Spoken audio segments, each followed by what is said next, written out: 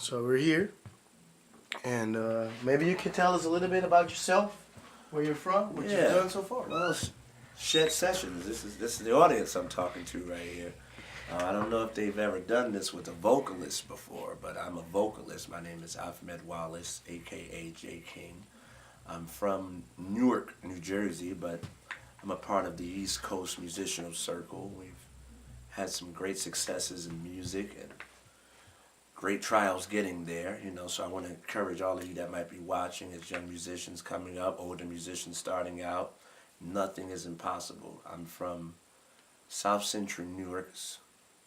Murder rate is extremely high, and crime rate is medium, but I didn't let that stop my focus, and I didn't let it stop my dream and my imagination. I was watching Sister Act 2. You guys are familiar with that movie.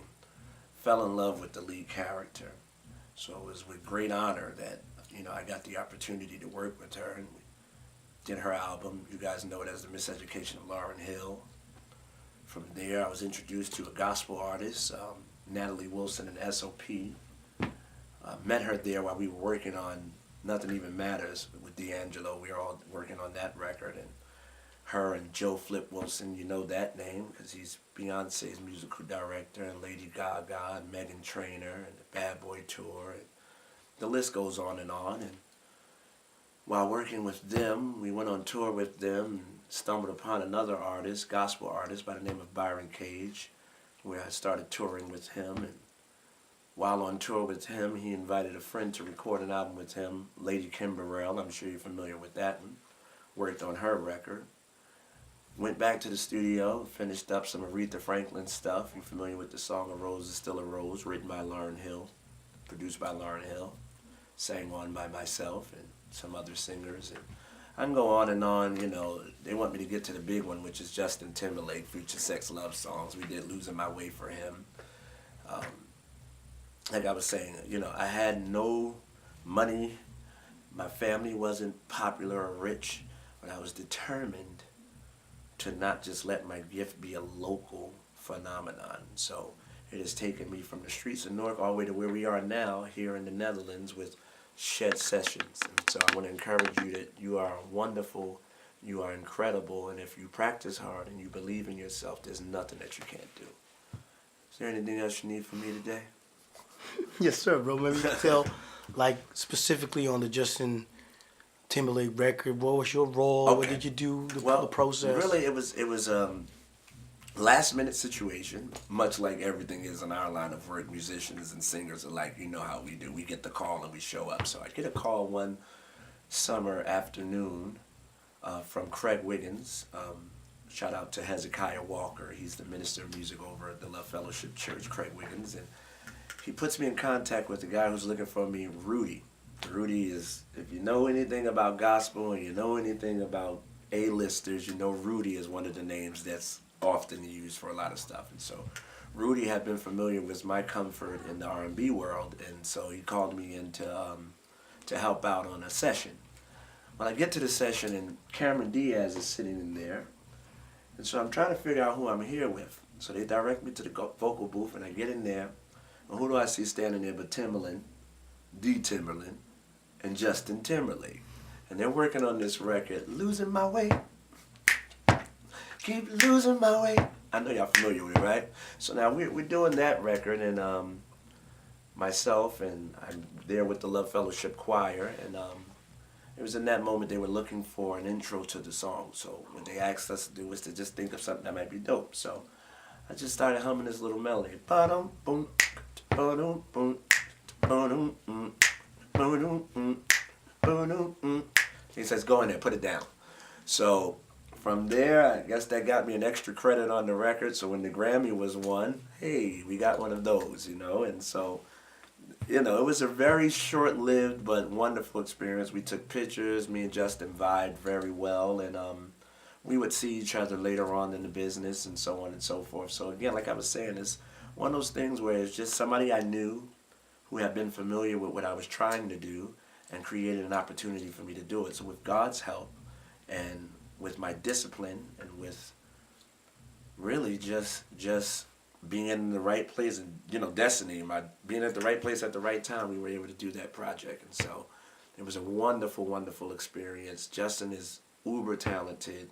He plays keys, he plays guitar, he can sing, he can write, he knows what he wants when he gets in there. It's like, I want it to feel like this, you know, and so that was my role. Little vocal production, but mostly singing, you know, singing on the record. Maybe you can tell us a little bit about your vision towards, you know, drummers, musicians that are watching our videos, because mostly the musicians. What is your, you know, what's your vision as a singer, you know? As a vocalist, I can honestly say music now is beginning to come back to a place of real musicianship. A lot of times, I want to see how I want to word it. A lot of times, you know, you got players together in a band and they play together, you know. But what I've learned from working with, I'm a member of the Funk Apostles. I don't know if you guys are familiar with Corey Henry and the Funk. I was only playing, guys. I know you guys know Corey Henry and the Funk Apostles. What I'm noticing those guys are doing is they're beginning to tap into the vibe. And it was something that James Brown talked about. It was something that Al Green talked about. Something that Ray Charles talked about. That I thought we had an understanding of. But now I'm seeing now that music is returning back to the vibe. So my vision for all of you guys as singers and musicians is, yes, learn your craft. Learn the rudiments of it. Learn as much of the theory of it as you can get, but never let that stifle your creativity. Because that's what music is. It's an expression. It's your sentence in the global conversation. It's your sentence in the eternal conversation. So I want to see singers get booked to have to go with the astronauts up to Mars because they don't want to get bored. They're going to need somebody to entertain them up there while they're working on stuff. Or I want to see singers and musicians alike just become more politically astute and bring arts back to the conversation of life. We often talk about resources like oil, like corn, like money and diamonds and gold. But there's another wonderful resource that has been provided to earth, and that is music. That is song. The right song at the right moment can help heal your heart when you suffer loss. The right song at the right moment can help you just really vent out your feelings. And so it's my desire that you young people, you younger musicians coming up, that you really tap into the vibe and tap into the soul of music. I don't care if it's jazz, gospel, R&B, pop, Latin, opera, the whole gambit. It has a soul. And so I want to see us evolve musically into a place where we can do that. Another thing is, if you picked up one instrument and you got it good, go to the next one. If you got it halfway good, start working on the next one. Because, you know, music is something that's not just limited to the one instrument you play. Believe it or not, you are connected to music, and it is connected to you.